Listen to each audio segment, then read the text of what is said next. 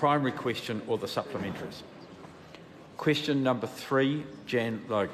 Thank you, Mr Speaker. My question is to the Associate Minister of Finance and asks, what recent progress has there been on development of the Living Standards Framework and other sustainable development indicators? Mr Speaker, James Shaw. Today the Treasury published 4 discussion papers and a position paper on natural capital, human capital, social capital and a wellbeing framework.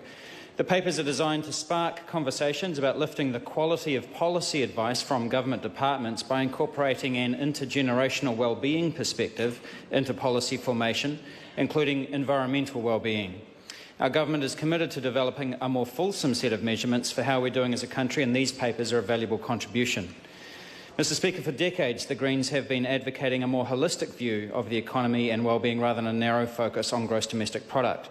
The Treasury papers today show just how far into the mainstream these ideas have come and that they are a core part of our government's economic strategy.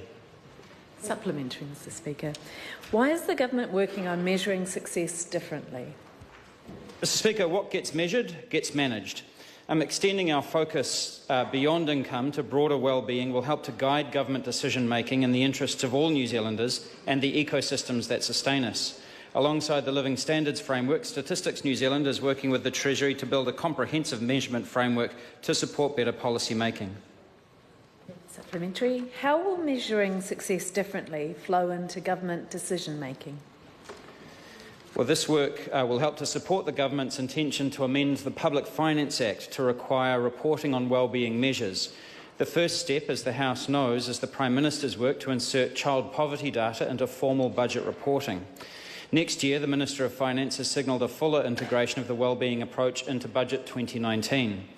To quote a former Green Party co-leader, Jeanette Fitzsimons, we are working towards a system where, quote, our success is counted not by the size of our GDP and our incomes, but by the warmth of our relationships with each other and with nature, by the health of our children and our elders, and our rivers and our land. Supplementary. Will the government still be measuring traditional economic indicators like GDP and GNI? Yes, it will, but GDP is too narrow and at the same time too generalised to be particularly useful measuring actual well-being.